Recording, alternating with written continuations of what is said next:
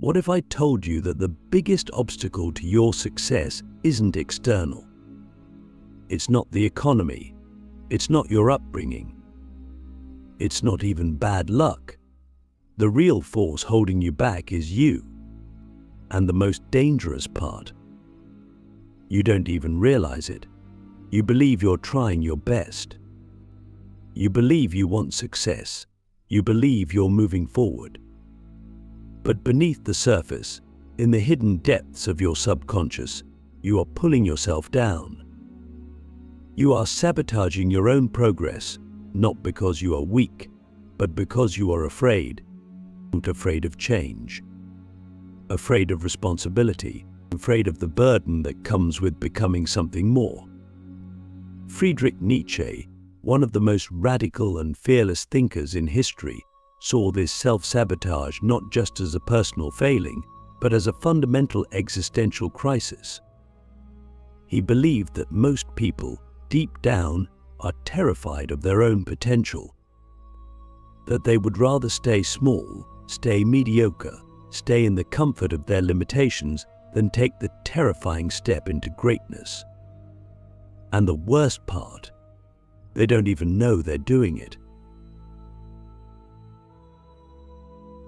So, let's start with the question, have you ever felt like you were on the verge of something big, maybe a new opportunity, a new challenge, a new phase of life, only to pull back at the last moment? Maybe you didn't send that email. Maybe you procrastinated until the opportunity passed. Maybe you convinced yourself you weren't ready. And at the time, it felt logical. You had reasons, excuses, explanations. But looking back, you realized something darker was at play. You were afraid, not of failure, but of what success would require of you. Because success is not just about gain, it's about transformation. And transformation is painful. Click subscribe to this channel to get more topics you love. Nietzsche understood this deeply. He believed that most people do not fail because they are incapable, but because they are unwilling to go through the suffering necessary to evolve. He spoke of the Übermensch, the higher self, the individual who transcends mediocrity and creates their own values, their own destiny. But to become this higher self, one must first destroy the weaker self. And that is where most people falter. Because destruction is terrifying. It requires letting go of the comfortable, the familiar, the old identity that has shielded you from the world. And so, instead of stepping forward, we sabotage ourselves. We delay, we distract, we make excuses. We convince ourselves we're not ready. But what if that hesitation is the very thing keeping us trapped? What if the only thing separating you from your potential is the courage to let go of who you were? Think about your own life. How many times have you set a goal, started strong, and then somewhere along the way lost momentum? Maybe you told yourself you were too busy. Maybe you convinced yourself it wasn't the right time. But what if the truth is simpler? What if, deep down, you feared what achieving that goal would mean? Because success is not just about winning, it's about responsibility. When you succeed, you can no longer blame others. You can no longer hide behind excuses. You must own your life fully, and that is terrifying. Because if you fail after trying your hardest, what does that say about you? It's easier to sabotage yourself, to never try fully, to always hold back just a little, because then failure is never truly yours. It was just bad timing, bad luck, bad circumstances. But Nietzsche would call this out for what it is: cowardice. And here's the even darker truth: self-sabotage is not passive.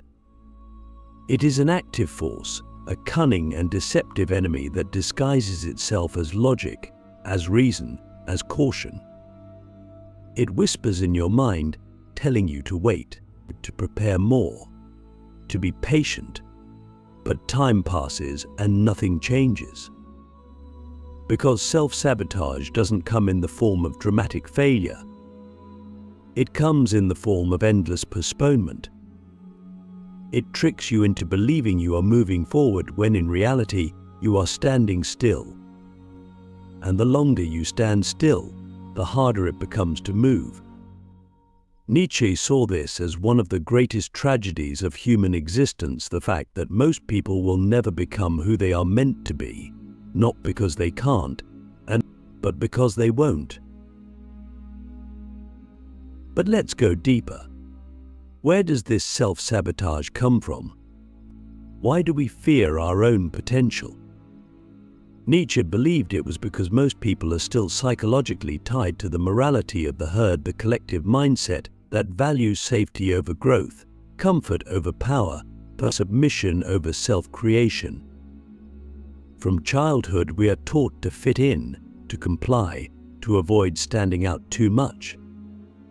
We internalize the fear of criticism, of rejection, of failure. And so, even as adults, even as we dream of greatness, there is a part of us that still clings to the safety of the familiar. A part of us that would rather be accepted than exceptional. A part of us that would rather be comfortable than powerful. But Nietzsche's philosophy is brutal in its honesty. If you want to rise above, you must be willing to break away from the herd. You must be willing to endure loneliness, criticism, uncertainty. You must be willing to become an outcast before you can become a leader. And most people are not willing. So, ask yourself, what would happen if you stopped holding back? If you stopped making excuses? If you faced your own fears and finally stepped into the full force of your potential? Would your life transform? Would you finally break free from the cycle of hesitation and regret? Or would you find new ways to sabotage yourself, new reasons to delay, new excuses to stay the same? Because here is the brutal truth: no one is coming to save you from yourself. No one is going to hand you success. No one is going to force you to become who you are meant to be. That decision is yours alone. And every moment you delay, every time you hesitate, every time you let fear dictate your actions, you are choosing stagnation over growth, mediocrity over greatness, comfort over power. Nietzsche challenges us to be ruthless with ourselves, to look in the mirror and ask, am I truly doing everything I can to reach my potential? Or am I lying to myself? It is an uncomfortable question, but it is the only question that matters. Because the future is not something that happens to you, it is something you shape with your actions, with your choices, with your willingness to endure hardship for the sake of transformation. And if you are not willing, then you have no right to complain about where you are. But hard truth. Yes, but necessary. So now, the decision is yours. Will you continue to sabotage yourself, to hold back, to live half-heartedly? Or will you finally step forward, embrace the struggle, and create the life you were meant to live? Because in the end, Nietzsche's greatest insight is this: the only thing standing between you and your highest self is your own fear. And the only way to overcome that fear is to act. Not tomorrow, not later, now. If we truly accept that self-sabotage is the force keeping us from our own greatness, then the next question is unavoidable. How do we break free? How do we overcome the part of ourselves that resists change, that clings to comfort, that whispers excuses every time we get close to something meaningful? Nietzsche believed that the answer was not found in soft motivation or external validation, but in something much deeper, a radical transformation of how we see ourselves and our place in the world. He did not believe in passive self-improvement. He believed in self-overcoming, in the idea that to become what we are meant to be, we must first destroy who we were conditioned to be. And that destruction is not painless. It is not easy. It is not comfortable.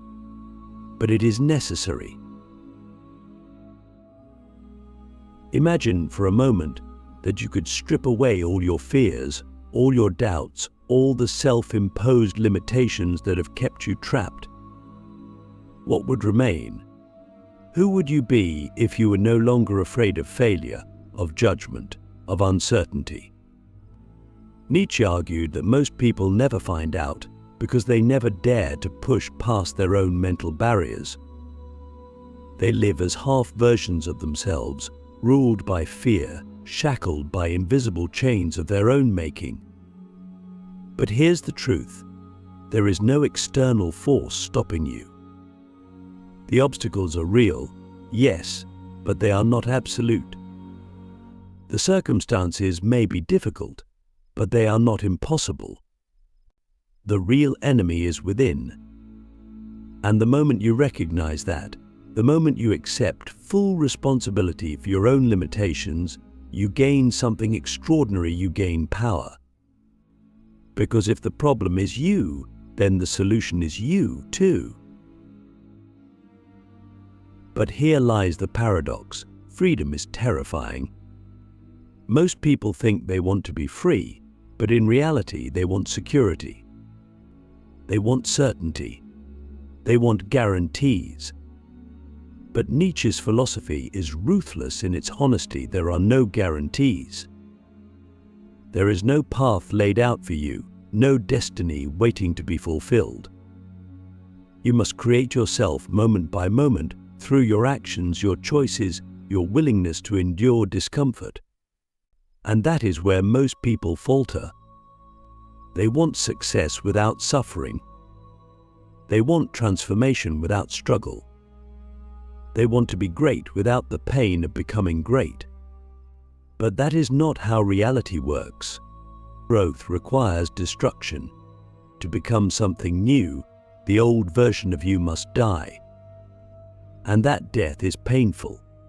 It means letting go of your excuses, your victim mentality, your need for validation. It means stepping into uncertainty with no promise of success, only the knowledge that stagnation is a far worse fate. Think about your own life.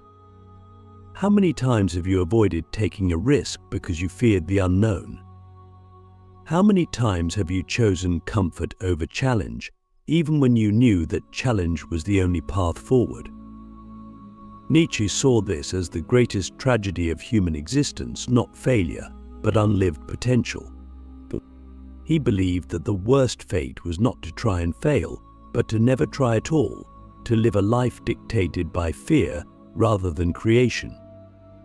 And yet, most people choose exactly that. Not because they consciously want to, but because they are not willing to endure the discomfort of breaking free. But what if you were? What if you decided right now that you were willing to go through whatever it took to overcome yourself? What if you stopped negotiating with your own weaknesses and simply acted? Because here's the brutal truth: no one is coming to save you. No one is going to pull you out of your self-imposed limitations. No one is going to force you to change. And that is exactly why Nietzsche's philosophy is so powerful. It does not offer comfort, it demands responsibility. It forces you to confront the fact that the only thing standing between you and the life you want is your own fear. And that fear is not a wall, it is a doorway. But you must walk through it alone. But let's go deeper.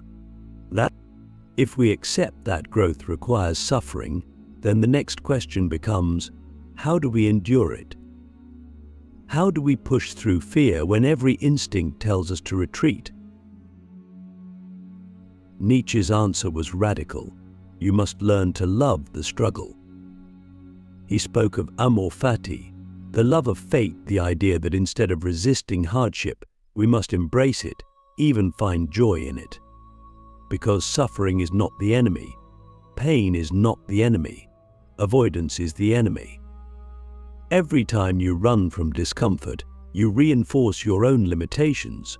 But every time you choose safety over challenge, you weaken yourself. But every time you face fear head-on, every time you push through resistance, you grow stronger. And strength is not just physical, it is psychological, emotional, spiritual. The strongest people are not those who have avoided pain, but those who have confronted it and emerged transformed. So, what would happen if you stopped fearing struggle? What if, instead of avoiding discomfort, you leaned into it? What if, instead of wishing for an easier path, you wished for more strength? Nietzsche believed that those who achieve greatness do not do so because they were given better circumstances, but because they became the kind of people who could handle any circumstances. They did not pray for an easier life. They became stronger people, and that strength was forged through suffering, through hardship, through relentless self-overcoming. But here's the key: it is a choice. No one is born strong. No one is born fearless. Strength is built. Fearlessness is cultivated. And the only way to build it is to stop avoiding the hard things and start facing them. So ask yourself, what are you avoiding right now? What decision have you been postponing because it scares you? What challenge have you been running from? What dream have you been delaying because you're afraid of what it would require? That thing, the thing you've been avoiding, that is exactly what you need to face, because that is where your growth lies. Nietzsche believed that life itself was a test of will, a constant battle between who you are and who you could become.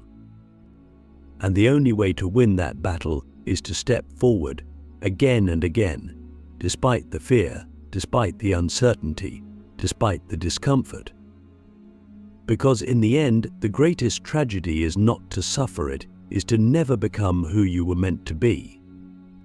So, here is the final question, the only question that truly matters. Will you finally stop holding yourself back? Will you finally stop making excuses? Stop waiting for the perfect moment? Stop sabotaging your own success? Or will you continue to live half-heartedly, ruled by fear, trapped in mediocrity? Because the truth is, you already know what you need to do. You've always known. The only thing left is to act. And if you do, if you take that step, if you commit to the process of self-overcoming, you will discover something extraordinary. You were never weak. You were never incapable. The power was always there. You just needed to stop standing in your own way,